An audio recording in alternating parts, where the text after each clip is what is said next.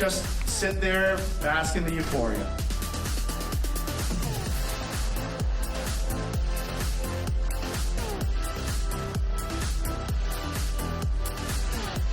Thank you so much, Canadian Film Festival!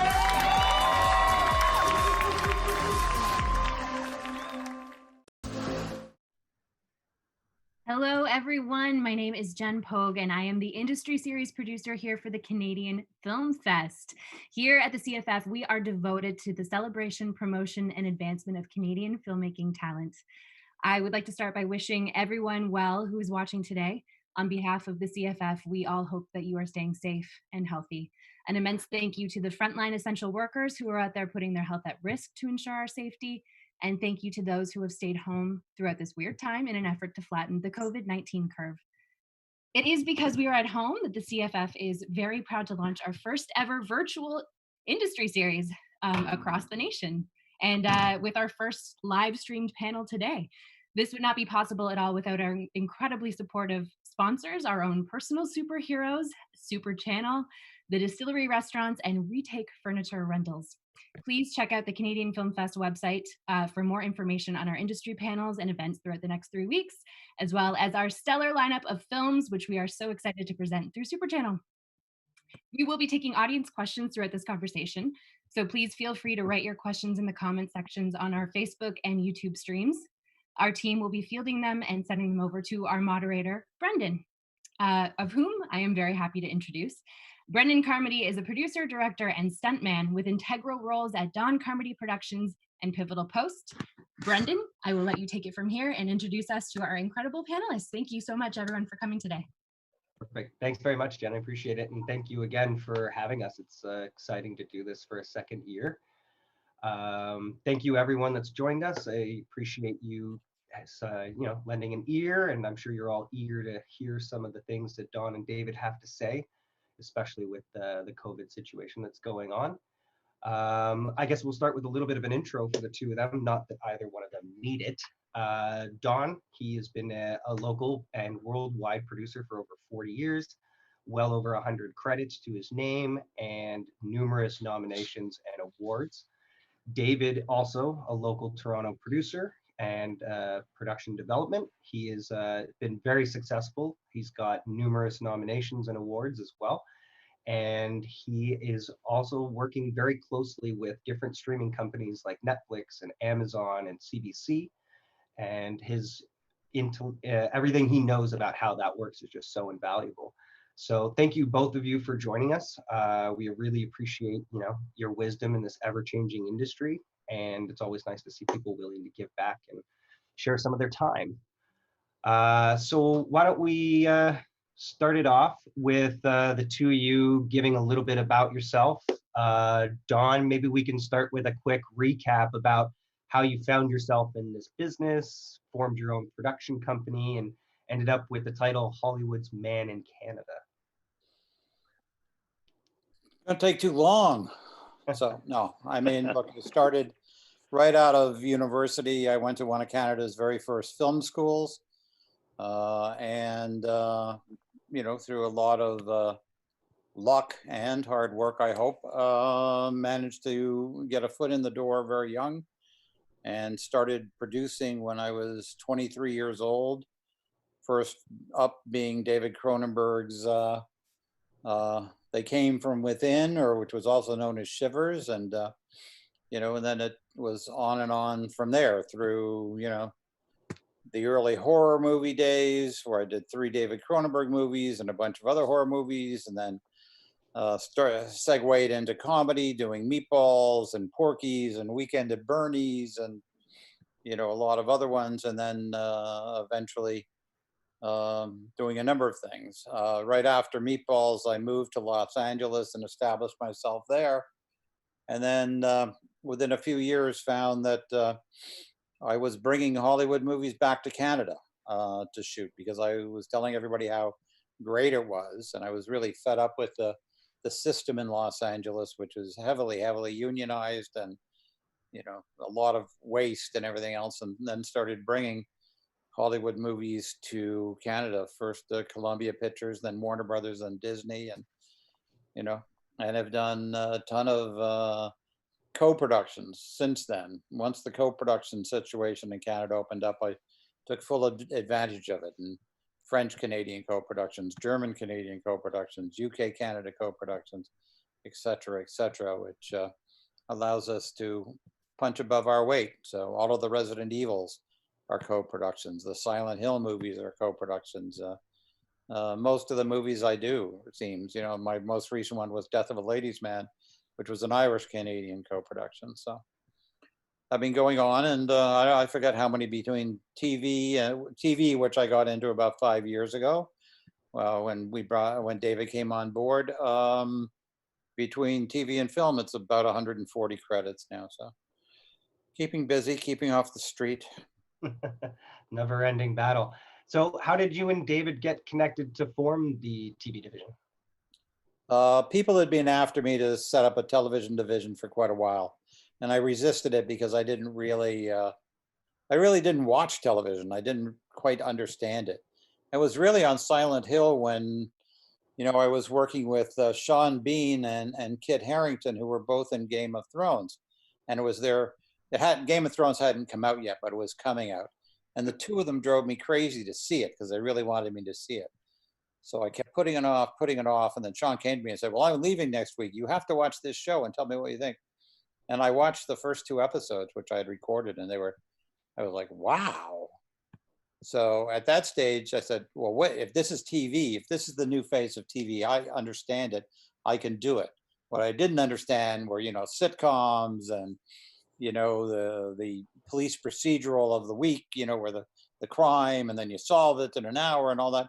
I really wasn't all that interested. But in longer form, or taking series and stretching out the storyline, that I did understand, and it got me going. And then mutual acquaintance introduced David to me and suggested that he was the guy to run the TV side. So we went ahead for a 2-year plan, and we were in production well before the 2 years was up. So it's been working out. So yeah. Excellent. Well, David, let's take it over to you for a little bit. Same kind of question. You've had quite an interesting start to your own career. What kind of drew you to filmmaking, and why TV instead of film? Boy, I would say my origin story is a little bit different than Don's, obviously, in that I started out as an actor, and that was sort of where I thought I was going to go and where my career was going to continue to go. But very early on, I was always the bridesmaid, never the bride, and that sort of led me to some frustrations about, the roles that I was going out for, and I sort of thought there was better stuff that could be there, and that led to a little bit of writing. And then that also led to the realization that you need to find someone to produce your words. And so I started heading out to every film festival that I could think of or that I learned of. Then started going out to markets like Banff, to MIPCOM, just sort of traveling around the world, building up my network that way. And initially, I was sort of, calling myself a producer, having only really ever done, short films and corporate videos and stuff like that. And then eventually sort of landed a job as a development executive at a company out in Saskatchewan, Mind's Eye Entertainment. And I worked there for 4 or 5 years, building my way up as a development exec into a producer on their productions. And actually, as Don sort of mentioned, during our transition, we actually did a film together that sort of crosses the bridge of all of that. And then that sort of led to these conversations of getting into television. And the irony was actually when Don and I first started out, we were sort of in the States and the rest of the world, we were adored for our feature film backgrounds. In Canada, there was a little bit of reticence, being like, well, you guys are the feature films. How could you possibly, understand television? But the reality is it's still narrative storytelling, and you're just expanding those arcs and really sort of hunkering into those characters. So it's been a fun journey in that respect, sort of getting into some of these stories where you can really sit in there and explore these worlds and concepts and themes and live with these characters a little bit longer. And so that sort of takes us to the present here. Between was our very first TV series that we got out of the gate. As Don mentions, it was well before that 2-year timeline. And that was with a couple of other filmmakers as well, Mike McGowan who was the creator and the showrunner behind that. And we also partnered with the team over at Elevation Pictures. So again, we brought the power of feature film to television and brought what we feel is fairly cinematic quality to that storytelling. Perfect. Yeah, that was definitely a fun project to work on, and there seemed to be a really good response from the viewers that were watching it. It was Yeah, we also still the get first like every Canadian Netflix picture. So, Oh, right? really? Yeah. Interesting. That's great. Can you guys talk a little bit about how the two divisions at Don Carmody Productions work, or is it very much separate? Do you guys do things hand in hand? There's some crossover, but generally features is kept separate, and it's, it's less development. But there are some crossovers, like David brought Tulipani to me through people he'd been talking to with, for TV. There are other features that have come in through people that he knows that we're developing, type of thing. But generally, that the feature side stays pretty separate from the TV side, and then TV. The stuff that we're doing now actually has a lot of connection to the feature side. We're developing a program with my French partners on the Silent Hills and Lucky Day, and basically called the House of Night, which is something that they brought to us as a television thing. And then other projects as well that have, we've been involved with my German partners on the Resident Evils on some television stuff as well, and Italian co-productions and what have you. So we're using the co-production system as well in television as features. And then when you guys are developing content, how much of a different process is there between film and television? You said that television tends to be a little bit more development heavy in the beginning. Yeah. Yeah, David, it definitely is. Yeah. Yeah, I mean, on the TV side, you're having to create these worlds, especially as Don sort of mentioned. We haven't really done a lot in terms of the procedural, series. So we're focused mainly on serialized content, and that's really about like developing and how many seasons is that, how many episodes per season, and really arcing out that journey for your central character or characters if you're following a couple. But so it's very much more in our experience, a lot more intensive on the development side. Bringing in multiple writers, breaking out those stories. We're very fortunate at our offices to have the space to have breakout rooms and stuff like that to bring writers in and sort of whiteboard out seasons or series as well. Whereas a feature, you're often just working with one writer, and you might send it out to other writers for their feedback or opinions, but that's, I would say, it's a much more COVID approved process versus the writer's room now, which is, we're having to, revert or find out these other avenues and ways in which we can still maintain the room without that personal connection every day. So you must be doing a lot more video stuff like this. Yeah, Zoom has been, one of those things that I've been using it now for almost a year, but I think everyone else just started about 2 months ago, learning what it is and how it works and whatnot. But yeah, it's been actually quite a powerful tool. It's funny. I mean, there's so many different ways to do it in terms of like there's Skype, there's FaceTime, there's WhatsApp, there's Google Meets, Google Hangouts. There's no shortage of these as options, and so sort of similar to screenwriting. Some people use Final Draft or Screenwriter or Keltex, or there's a whole bunch of others. So it just sort of comes down to preference. But Zoom has been the one that I find that we're using more often than not. Yeah, I mean, after all, the show has to go on, and we have to find a way to keep working, even if we are separated. Yeah.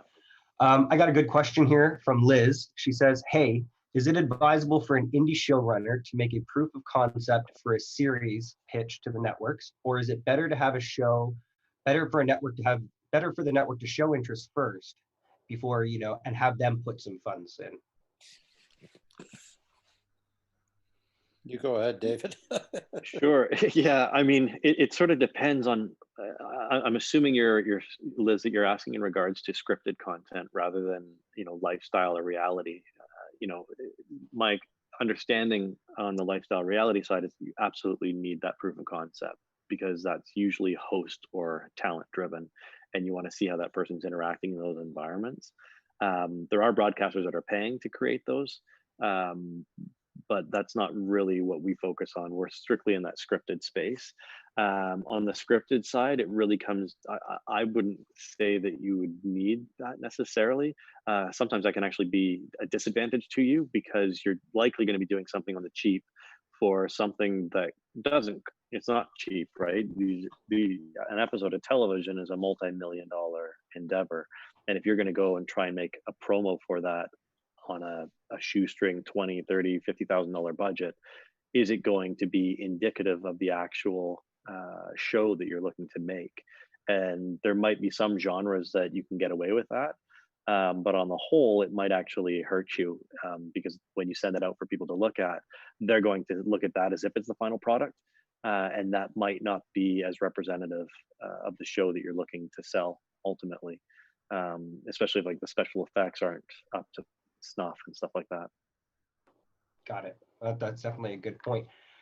With that being said, can you talk a little bit about the process that you go through when you're pitching to some of the digital media services like Netflix or Amazon or CBC, and kind of how that's maybe changed over the last few years since there's been more providers that have come into the market and it's become a more popular kind of method of watching material? Yeah, I mean, I would say we're seeing everyone's trying to sort of plant their flag in the ground. And there are more and more places to sell than there ever have been, but they're all highly specialized for the most part. You're seeing a little, obviously like Netflix and Amazon are a little bit more like the main networks in that they're fairly broad in what they have on there. But they do have very targeted niches that they're looking to build up and bolster in terms of their slates. In terms of pitching, I mean, it's not any different to pitch a broadcaster than it is to pitch a streamer in the sense that you're still telling a story. You're still, selling the team that's involved.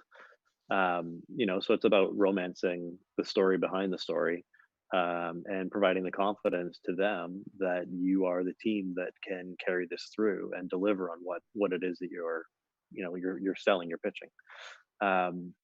Where we are seeing some of those differences is in terms of like the order numbers. Over the years, it's changed a little bit, but now it's like, Netflix is heavily favoring a 3-season, 10 episodes per sort of arc for series, right? But it's not to say that there are exceptions to all of that, right? There absolutely are, and we're seeing those on a case-by-case basis. But I would say, like, even in COVID right now or post-COVID, there's going to be a favoritism towards lesser order or lesser episodic orders. Yeah, I mean, and I don't know if that's. Yeah, the old days with the networks was, 26 episodes, and that was a season. And now a season can be 6, can be 5, can be, 10 seems to be the sweet spot. Yeah, exactly. So very different. Great. And then, so these days, where are you guys finding your material? Is it something, David, that you wake up in the middle of the night and write on a notepad, or are you guys finding novels that you're pulling from comic books? Yeah, it's a combination. Yeah. Some of it's original spec material that have been submitted to us from writers or their agents that we've gravitated towards. So it's a bit of a cross section, but a lot of it, I would say, is usually based on some sort of IP initially. Like Don mentioned, House of Night, that's based on a series of 18, 20 plus books that have sold millions of copies worldwide. We've recently been involved with Mark Sakamoto and his book Forgiveness, again, another Canadian bestseller. So there's quite a fair amount that we do have that is IP based. Don with the features has been, Resident Evil and Silent Hill are based on video games. So really anything is a a potential target for an adaptation.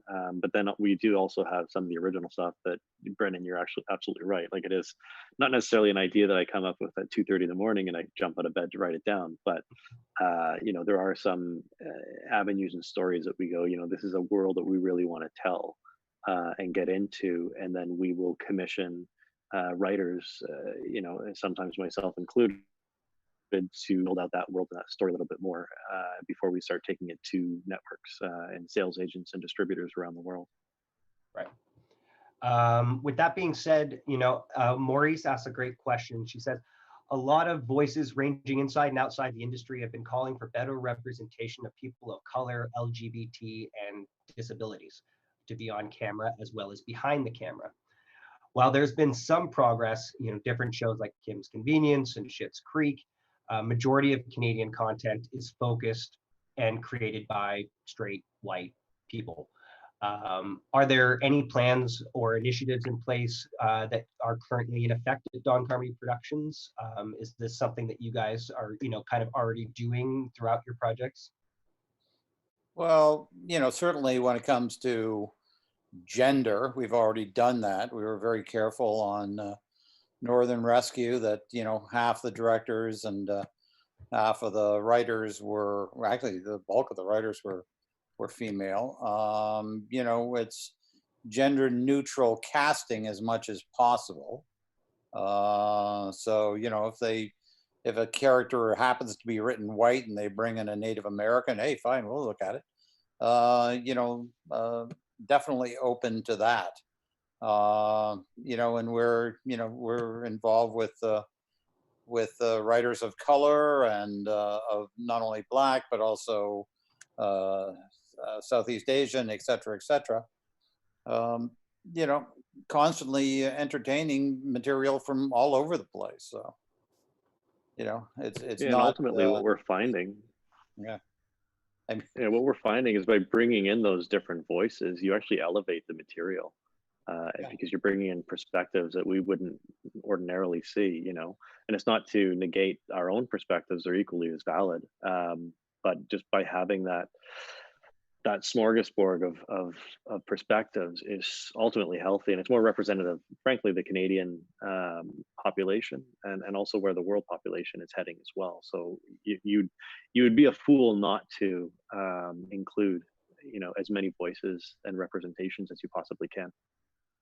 Yeah, and we're working with a trans showrunner on one of our series hopefuls right now. So we're open to good ideas and good people, no matter where they are and who they are. As long as they're right for the job, they can get it. Oh yeah, pretty much. As long as they're approved by the streamer and the network. So. Cool. Well, so with that being said, these days, what do you guys suggest is the best way for producers to find out what the studios and digital media companies are hungry for? Ask them. Yeah, I mean, there's so many resources now that are available. They're especially right now during this time. I feel like everyone's on a panel or doing these talkback sessions. You're going to find over the next month or two that the networks are going to have to be a little bit more creative about that because they can't do their upfronts anymore in these, the traditional means. So I think, just by reading what's in the trades, you're seeing, C21 and the Hollywood Reporter and Variety, they're all daily announcing what's being picked up, what's being canceled, and the clues are right in front of you, right? So you just have to be, vociferous in your own education and what you're reading. That being said, don't be a copycat. Yeah, you got to be. Yeah, it's all about originality. So don't chase the trend, because by the time you've gotten there, it's already over. Yeah. I mean, good material will always out. So, you don't have, it doesn't have to be a particular genre. Unless you're really interested in that genre and you have something that speaks really well to that genre. So, And now here's the big question of the day. I'm sure the one that everybody wants to talk about is COVID and how it's affected the industry. I mean, obviously, we all know that things have kind of shut down, and David's commented that, you know, people are pretty much working via video conference. Um, how has that affected you guys? And, you know, what's your kind of plan to kind of move forward through it? I don't know how it affected. I mean, we were in our first week of pre-production on a small feature and had to shut down and, pay off a lot of people to, who had already started. And, when it happened, we thought, oh, this is going to be, a couple of weeks, maybe a month. Now it's obviously much longer. So, we have actors attached, and we have, sales to, US distributors and other worldwide distributors that are based on having these actors available, that director available, blah, blah, blah. And I don't know if they're going to be available when we finally can get our act back together. And then on top of that if it's before a vaccine, if we have to jump through the hoops that are being proposed to resume production, I don't know how we do it, because they're very expensive and very restrictive, and I think they make filmmaking pretty difficult as well as expensive. And then we have questions like, can we get insurance? We're hearing that no, we are not going to be able to get insurance that is going to cover things like COVID-19 or other communicable diseases. And then the banks are, who for a long time, especially with me, because they knew I never had any problems, never required a completion bond. But now they're talking about, well, maybe now we do need a completion bond. And of course, will a completion bond, take a movie and insure it if you can't get your cast covered for communicable diseases? There's so many unknowns out there. And I know that every day I get sent new proposals for how a film set's going to work, and then they just keep getting more and more restrictive. And and now the unions are saying, don't sign any COVID waivers without checking with the union, and that's going to be difficult as well. So there's so many things out there that need to be addressed. So I don't know how, and especially in Canada, where so many movies are made for very cheap. I don't know how they're going to be able to afford to do some of this stuff. Yeah, because even talking to some of our colleagues over in the UK, obviously they were one of the first to announce the new guidelines for moving forward. And then when you actually put a price tag to a lot of those elements, we're looking at like a 20% bump on your expenditures. In terms of the new number of days and the hours you can work and the PPE measures. It's not a simple solution. And then back it up into television, the broadcasters have been hit huge in terms of their advertisers pulling back and moving down. And, so it's a weird little, it's not like just the pause button was hit. It's just cascading effects here that are going to take a while for them to ramp back up. So it's going to be very interesting to sort of stay tuned on this space and see how other filmmakers and broadcasters and financiers and the bonds and the banks all sort of, I feel like we all have to get into a circle and shake hands at the same time, realizing that we're jumping into what is now sort of the new unknown before or absent a vaccine. Well, they've probably got about 6 to 8 months of supply in the pipeline, with pictures that are being completed and television shows that are in the delivery process now. But then it's empty and nothing new is starting. I mean, there are some things I heard that they're going to start on Monday back in New Zealand on Avatar 3 or whatever it is. And but of course, those guys have more money than God. So for them, they can achieve, and they were already in full-blown pre-production. So it's going to be a little bit easier. And also New Zealand, you're so far away from everything else. It also has one of the best recovery rates of anywhere else in the world. It's a different animal. But, if you're talking about my film, we were already tightly budgeted. Now to add 20%, and we've already sold the thing, so I can't get any more money. So how are we going to do that? Now I go to the director and go, well, you got 20% less because I got to pay for PPE and people that watch other people, make sure they don't screw around with the virus. It's like, ugh. And then of course there's going to be the whole policing of it, because film crews aren't created equally. You've got your higher echelons tend to be more educated about things like this, more respectful of maintaining the rules. And then you get guys that come on and, hey, I'm doing a Joe job. I'm booking onto this film for 2 days as a fourth grip. And frankly, he's not going to care the same as the key grip. So there may be big issues where we have trouble with crews not following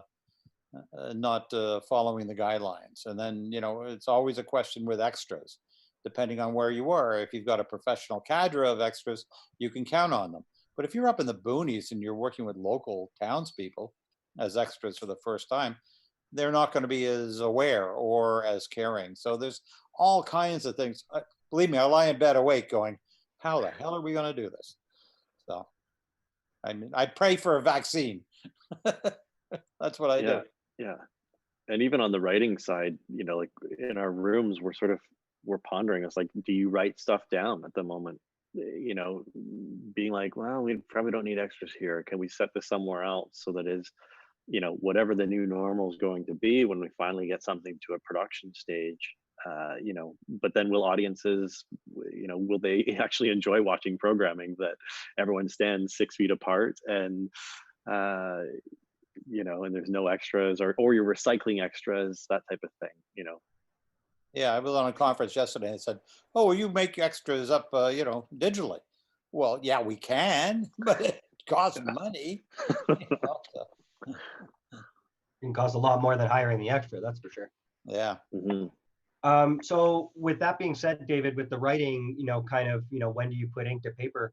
Are you guys kind of discussing, like, you were prepared to process this kind of content, and now with COVID, with people being confined and losing their jobs, do you think there's going to be a different type of content that might be more desirable? Yes and no. I think it's illuminated some of our productions where you're like, oh, actually, what was a criticism of it previously, that it was only a single environment, drama, now actually becomes a selling feature because we're in the same environment episode after episode, and it's about that claustrophobia is now actually our friend in terms of a selling point with the networks of, hey, this actually will be less less risky and more risk averse, because we're not having location moves every day. We're not having a cast of thousands that we have to deal with. It's a tight contained 12 or however many casts that are there. So we're seeing some positives in terms of that you wouldn't necessarily have thought coming into this. In terms of the other stuff, we're not really adjusting it just yet. It's too early to do that, and I feel like it also could potentially harm the creative in some respects if you try and gerrymander it into this box that we don't actually know what this box is just yet. It's too early. It's still too early, in my opinion. Yeah, and then Brendan, if you mean doing COVID-based stories, my thinking would be when this passes, people are going to be fed up with it and not going to want to remind it too much. So. Yeah, agreed. We're not out there developing the great COVID-19 story at the moment. But are you guys seeing a shift at all in watching habits, like things like maybe, the zombie stuff, is that less popular because people are, more confined and more into watching something that might be more family driven? I think has the COVID affected that? still there. Yeah. Yeah, I think right now people are craving a little comedy, but you can't just pull one of those out of your ass. So we're going to continue developing the stuff that we've been developing, which are based on good stories, and and just hoping that the world gets back to something reasonable. I mean, I was approached yesterday by somebody who sent me a great script that we couldn't actually put together, and he said, "I have a great idea. Let's do this as animation." Yeah. Okay. So that's not such a great idea. So with the uncertainty behind COVID, with so many independent films and lower budget films, like you mentioned here in Canada, that you're so heavily dependent upon things like Harold Greenberg Fund, the Northern Ontario Heritage Fund, or Mhm. Telefilm. A lot of those are government-funded agencies, and this year the money has been allocated. So what's there is there. But if this continues to go on too long, or the government talks about the increasing deficit that it's getting into after supporting everybody through this terrible time, is there going to be money left over for the arts next year? Has there been any discussion about is there still going to be a CFC, a Telefilm, a Harold Greenberg?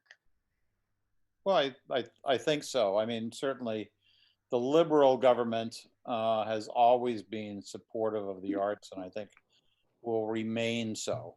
If we were talking about a conservative government, then maybe another issue. That being said, what's going to happen in Ontario? Uh,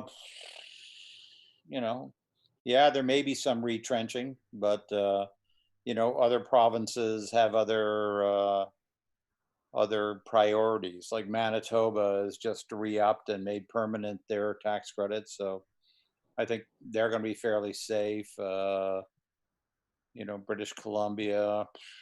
Look, these things, they come and go, and Ontario, British Columbia, Quebec have all been pretty staunch supporters of the arts, and I don't think their funding is going to go away anytime soon or in any kind of radical way.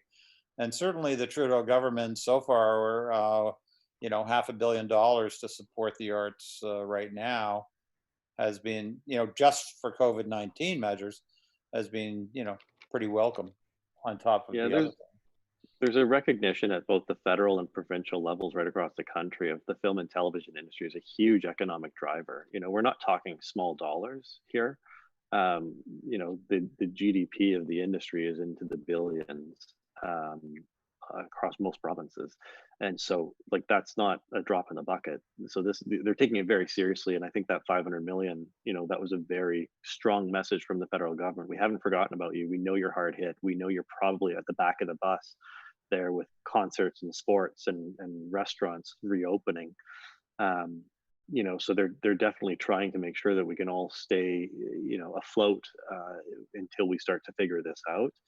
Um, so I think that's all very positive. And I know that like our industry associations from the CMPA and also the heads of the CMF and Telefilm, they've been, huge supporters of all of this. And that's part of why you're seeing such a rapid response. I know it seems like 2 months is a long time to wait, but that's actually lightning speed for government, Yeah, exactly. to unleash this type of funding, and the reality is, content's not going away. There's an insatiable demand for it, not just within Canada, but across the world. And so I think, we just sort of need some time for things to stabilize, and it will come back to normal eventually. And I Yeah, and then the think all other these thing that people don't even think about is that border.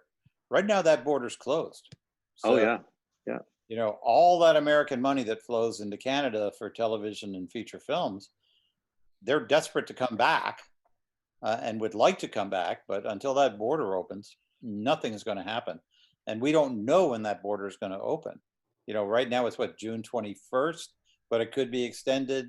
The way things are going in the United States, their numbers keep climbing like crazy. There are 96,000 deaths today and almost 1,600,000 cases. They're not slowing down fast enough to get that border open, I'm afraid. So there's issues like that as well. Right. Well, we don't want to spend too much time just talking about COVID, but at the last kind of recap for it is, it is one of those things that you can't really prepare for. It kind of happens out of the dark. But do you guys have any tips for how kind of people could safeguard themselves from something like this in the future, or kind of any tips for proceeding forth and keeping their head above water? Lots of hand washing stations. Yeah, right. No, look, I went through SARS, and I was the only one shooting in the country when we did when SARS was here. We were doing Resident Evil 2, the second of the Resident Evils, and like I was a hero for still shooting. But we didn't have the crazy things that we basically hand washing and wore masks and things like that. But it wasn't as dangerous. It was actually a more dangerous disease, but it wasn't as widespread. But nothing like this. I've seen nothing like this, and the people keep comparing it to the 1918 Spanish flu pandemic, which I did not have anything to do with. But we got to hope that we're nothing like this Spanish flu, because there the second wave was much more serious than the first.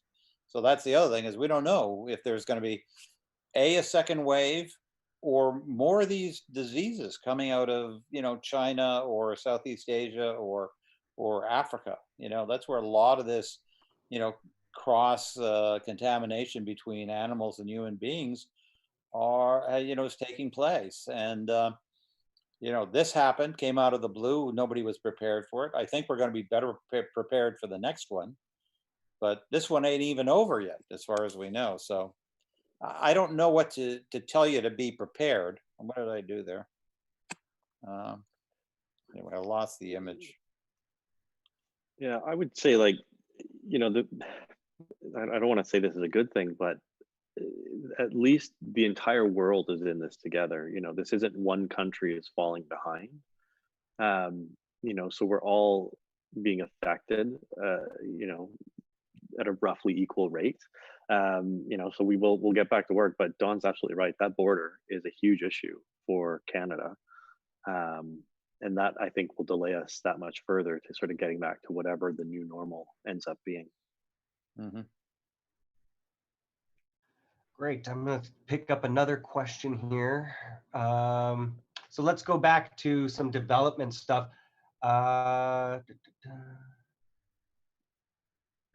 Just lost it. What is the process for pitching to you guys? How do you suggest people reach out and kind of contact you with their ideas? Well, from a legal standpoint, we don't accept unsolicited pitches. So come in through your lawyer or your agent, your managers. That sort of is something that we have to adhere to from a legal standpoint. But basically, we don't have a cycle. It's year round. Good ideas. They're not on a calendar, right? Yeah, no, that's it. And feature film, we're winding down the feature film division a little bit. The economics and the outlook are not as good as they used to be. It's unless you're doing a tentpole superhero or something based on incredibly strong IP, it's not a winning proposition much. So, I'm slowly, getting away from the feature film side, maybe another 2-3 features. So I'm not really looking for stuff at the moment. If something comes in from a trusted partner, I'll look at it. But I'm really not encouraging people to pitch me feature films at this stage of the game. And David, for you, it's all got to come through an agent or through a lawyer, I'm assuming. Yeah, just similar to what Don said there as well. It's through people that are trusted partners that we've already worked with or we have a long-standing relationship with. But yeah, otherwise, I would suggest if you have an agent or a manager or a lawyer who works in the industry, have them reach out to us and submit that way. Perfect. I got a question here from Film Co-op. Is it important to have a U.S. president as a producer? How do you recommend establishing relationships outside of Canada for those who hope to start co-productions? What? Wait a minute. What was that? A U.S. A U.S. president? Presence. Presence. Oh, presence. Yeah. No, but it helps to be known. Well, I mean, Yeah. yeah, absolutely. I mean, the reality is, as Don sort of alluded to there, the feature film industry is kind of collapsing in a lot of respects, and it's turning globally now. And so you're seeing a lot more co-production happening because there's fewer dollars from, many other sources, and so you're cobbling those all together. And so a U.S. presence, absolutely, it helps. You can get dollars from there, but in likelihood, what's actually happening is you're getting pre-sales from smaller countries, cobbling those together and partnering with your own local countries, on the feature film side. And you're actually seeing a lot of that happening now on the television side. Just sort of going back to the Game of Thrones of it all, you know, it's funny. I've got a few friends that have never watched Game of Thrones, and they tried watching it recently, and they're like, I couldn't get into it. Just the special effects weren't that great. I was like, what?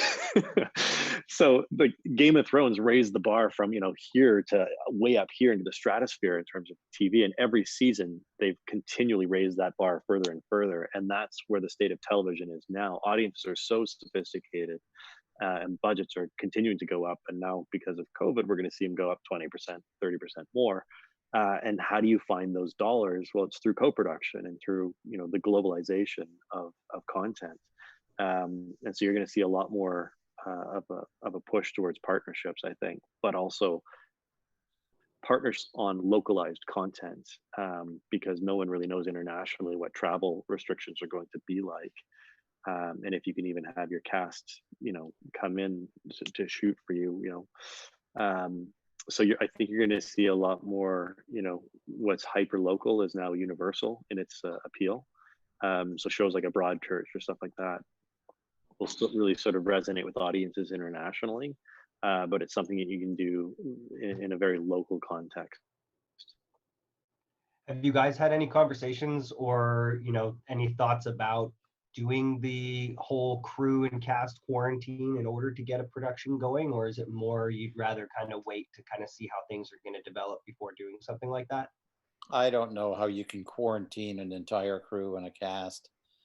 I mean, that's the only way you can do it is in a first-class hotel, which again adds even more cost to it. And if and then people are always going to want to break quarantine to go see their families, and it's it's tough enough getting actors to leave Los Angeles for Toronto or wherever if many of them want to be able to go back on weekends and things like that. Well, with quarantine you can't. So there's just so many things. And then who are you quarantining? You're quarantining the drivers, you're quarantining the extras, or it's I've heard of this happening on very, very tiny films with a crew of 5 or so, and then a cast of 2 or 3 type of thing. That you can pull off if you have the proper project. But one of my movies, can you imagine trying to quarantine everybody on a Resident Evil, or No. God, Pompeii? Well, even the UFC was contemplating doing this all on an exotic island somewhere, and even they had to abandon their plans to do that because it just the logistics behind it, and no one, you're going to find that your people don't want to be away that long from their own homes and families. Yeah. So we got a great question here from Jen. What does DC Television think of shorter form digital content? Particularly given the circumstances, do you think this could be a chance for the indie projects with skeleton crews to prevail? Yeah, for sure, especially on those smaller projects, absolutely. But I'm not 100. I'm still not 100% convinced that there's a business model on the shorter order, shorter websodic content. We might be getting there. Like Quibi is still in its early days, but even they haven't had the same uptake in terms of subscribers that say the Disney Plus has or HBO Max is projecting towards. So is there a business model there? Well, I think the business model right now is shoot it, get it out there, get interest, and get an order for something that's larger. Right. Yeah. So if it's all calling card based, yeah, absolutely. There's definitely an opportunity for you to stand out right now. But is it a business model? I'm just not 100% convinced yet. Fair enough. Fair enough. What exciting projects are you guys hoping to get back to, or what were you working on and had to stop amidst the COVID crisis? Well, the picture that we had in early pre-production was called The Night Knows, which is a mystery thriller to be directed by, well, written and directed by Jamie Dagg, who did The River. And, we were very, very excited about that, and we're hoping to get back to that. At the same time, I'm, with my French partners developing another movie based on a video game called Fatal Frame that Christophe Gans, who was the director of the first Silent Hill, will be directing. And those are the two most exciting. I have in the can that's going to be coming out. We were accepted at Cannes, and now Cannes not happening. So we're looking forward to Toronto Film Festival, and that's for Death of a Ladies' Man. So with Gabriel Byrne, Brendan Gleeson, Brian Gleeson. Hang on a quick second. Yeah, and so in terms of on the TV side, Brendan, we're very fortunate that we didn't have anything that was in production at the moment or in prep because we didn't have to sort of shut down and deal with a hiatus. Yeah. Some of the issues that we're dealing with right now is we do have stuff that's in heavy and deep into the financing stages. And unfortunately, we have contracts that are in front of us that we can't sign off on because I don't know when we can facilitate delivery. And so that's a bit of our frustration right now on that front, where we have a lot of interest on these projects, but we just don't know when we can even start to film, let alone deliver and contemplate, a premiere for season 1, episode 1 type of thing. What we are doing right now, though, is we're sort of looking at those orders and going, okay, is 10 or 13 feasible, or should we look at a 6-episode arc instead, or an 8-episode arc, so that it's a shorter shooting window, less chance for risk. So like those are some of the conversations and meetings that we're engaged in at the moment. In terms of the projects that we're working on, though, like Don mentioned earlier, House of Night, that's one that we're very excited about. It's an incredible world. It's the freshest take I've seen on vampires in ages, and so that's one that we're sort of deep on at the moment. That I think we'll see where that lands once things sort of start to open up and clear up again, as the world starts to normalize. And then we've got several other projects that sort of they span a little bit of everything. One is I can't say too much, unfortunately, because they're not necessarily public at this stage, but there's a good stuff. Like, we're never bored, let's put it that way. We're always able to jump from one project and one phone call to the next. Well, that's a good problem that you want to have, I guess. Yeah. Michael asked a good question. With a backlog of movies and TV shows waiting to go into production once it's safe to do so, will the Canadian content creators be able to attract top-tier crew, or is it going to be a massive bidding war for producers trying to get their normal guys back? I don't know. It's a total unknown. It really depends on how the industry opens up and when. I mean, I think the guys with the big bucks are going to be able to open up first, and the guys without the big bucks are, I think, going to have to wait for a vaccine. So it's somewhere in the middle, so. Do you think TV series will come back before film, or they're kind of all going to happen at the same time? When I think of what things were set up and all set to go, they were mostly television, American television. There was some Canadian television, but the Canadian projects that I know that were set up, they were all, tightly budgeted, and how they're going to be able to absorb a 20% hit is going to be tricky. They're going to have to be relooked at. So, it's the unknown is the unknown. And until we know what it is, it's going to be tough. But I would say, if you've got the bigger bucks, you're going to be able to proceed pretty much as you were. But if you don't have those spare dollars, it's going to be tougher. Is it going to be a major problem for the people that were a couple episodes in or maybe halfway through their feature to come back and have such a drastic change in rules where the first half of what you shot is going to be, how do you marry the two together afterwards? Well, without hurting the program, that's the thing. So depending on how complicated the show was, you know, and what kind of intimacy was involved with the actors. I mean, look, if it's a police drama where, you know, you're shooting at bad guys and things like that, that tends to be easier to do without having to, you know, all sorts of quarantine stuff and everything else. But,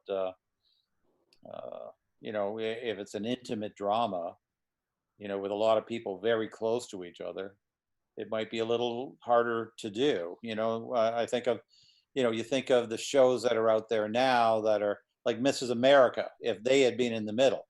Well, that's a really tricky show to be doing it because of very big crowd scenes, lots of major cast all in the same rooms and things like that. A show like that would be tougher than, say, you know, something that's set on a space station, like what's that show that gets done The out of our Expanse. place? Yeah. Yeah. So I don't know. It really depends on the show. Do you find things might move away from being studio based to being outside? Would there be less restrictions on the crews? Well, if it's out in the field, but if it's out on the streets of Toronto, no, because that's expensive. So it's cheaper to shoot in stages, and it's, you know, it's more controllable in a studio. But then again, there's not a lot of studio space. You know, we were already, you know, starved for studio space in Toronto. Is it going to be better, worse? I think it'll be a little better at the beginning, but, you know, then it's going to get busy again. Right. Ashley asks, is Don Carmody Productions hiring? And when you are, how does a person go about finding what positions may or may not be open? Hiring. There's nothing to do. No, we're not hiring at the moment. Once everything opens again, possibly. We're always, you know, but it really depends at what stage of production we're at. And how do people go about reaching out to find out if there's an assistant position for the director, PA, that kind of thing? Well, we basically, when we're hiring corporately, we will put out postings either through sometimes on Playback or LinkedIn, you know, the usual job boards. But then on a production basis, those usually go out through the guilds and unions or the heads of departments. Will typically, you know, start to hire out at that point. You know, we're always collecting resumes throughout the year, and when our productions do start, anyone that we've sort of met with or that caught our eye will sort of pass those along to the various heads of departments, and with a suggestion of you should meet with this person, see if they're right for this production or that one. Great. One question that I've actually seen come up a few times here is you guys do a lot of work with young and, you know, emerging filmmakers. What mistakes do you see that they tend to do that can be completely avoidable? And, you know, what are your kind of tips for those individuals? Well, Don, you've kind of worked the most with first-time filmmakers. Maybe you've got a few more stories to share here. You know, there was stuff going on. So can you hear me? Yes. Yeah, we can hear you. Yeah. Okay. Yeah, no, that thing, he showed up early, even though he told me he was going to push. So what was the question again, Brendan? I'm sorry. When you're working with emerging filmmakers, because you do it a lot, you know, what are the common mistakes that you see them do that, you know, more often than not can be completely avoided? Thinking that they know how to edit a movie. That's the big thing. Yeah, I mean, it's, you know, most of them are that I've worked with have been fairly good on set, you know, and they're pretty good at dealing with actors, but knowing how to control a big crew or, you know, a crew that's there to help them and having them convinced that they need that help is one thing, but I find it really falls apart for young directors when they get into the post-production side. You know, it's I don't know how many times I've said to them, why is that shot still there? Why is that shot there? Well, don't you remember how hard it was, and it was raining, and how cold, and blah blah blah blah blah. And you know, I said, you remember it, but you're not seeing it for the, you know, the forest for the trees. It's a boring shot. Get rid of it. You know, all he remembers is how hard it was to get that shot, and he's bound and determined he's not going to lose it, whether it's going to jeopardize the movie or not. I've seen that countless times with young filmmakers. So, you know, and then of course when they bring me their first cut, and it's, you know, like, you know, an hour and a half too long, then the serious chopping has to, you know, get done. So, you know, an experienced director is not going to bring me a picture that's an hour and a half too long. So. And how do you react when you get stuff that's that fat? Well, you work at it. Hang on a second.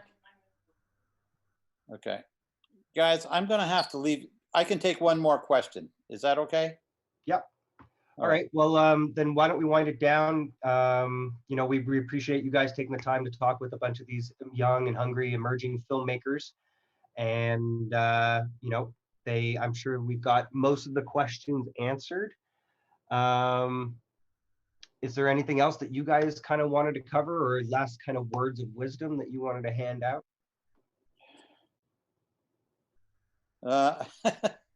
No, it's just be prepared. It's a very tough business.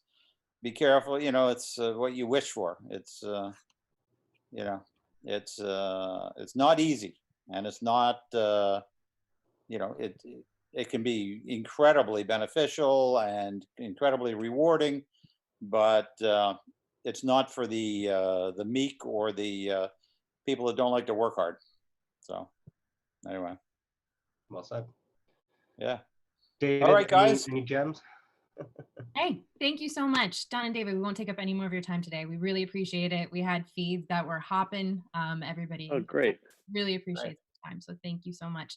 To everybody out there, we have great films tonight at 9 p.m. on Super Channel, starting at 9 p.m. A Perfect Plan feature, which is preceded by the short film Buzzard.